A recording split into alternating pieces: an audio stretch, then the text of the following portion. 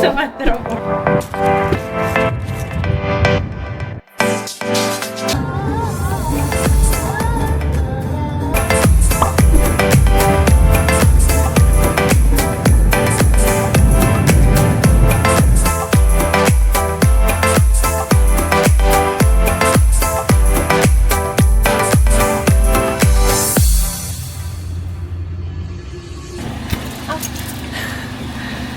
Narinig mo yun?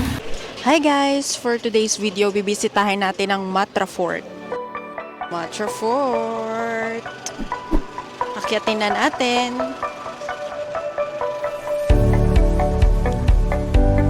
Guys, dito lang yan sa Oman.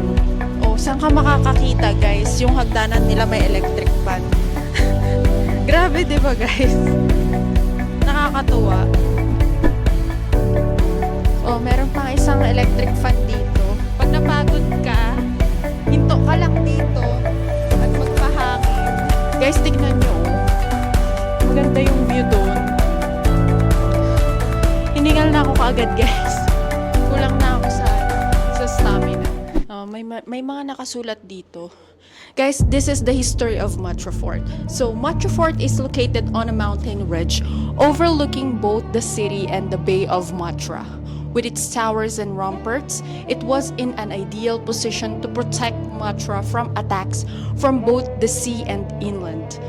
During the latter part of the 18th century, the fort underwent further development and enhancement under Al-Busaidi dynasty when the curtain walls were doubled and further towers added. Matra Fort was restored by the Ministry of Heritage and Culture in 1980.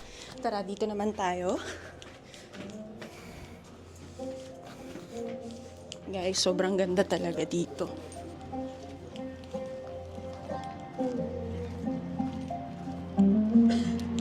Guys, look at the view. It's very nice. Makikita nyo lahat dito. Talagang napaka-historical ng dating. Grabe. Kapag gusto mong mag-relax, mapag-isip-isip, punta ka lang talaga dito. Parang lahat ng problema mo mapapawi. Ito yung cafe, Fort Gap. Ano, bili tayo?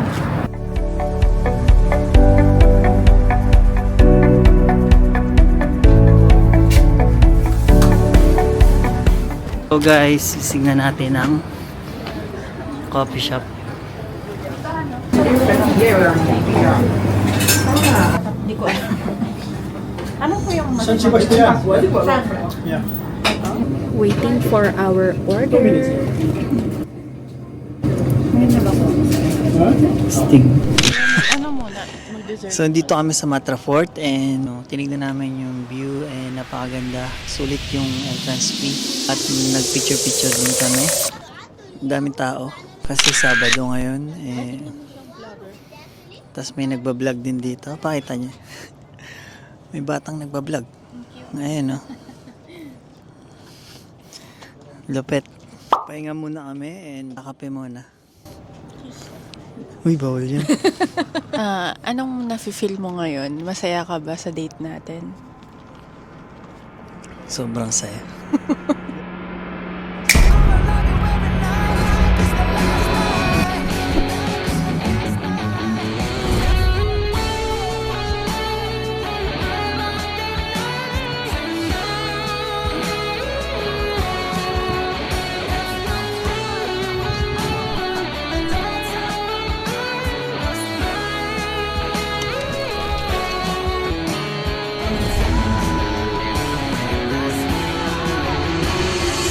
Sobrang nakaka-chill dito.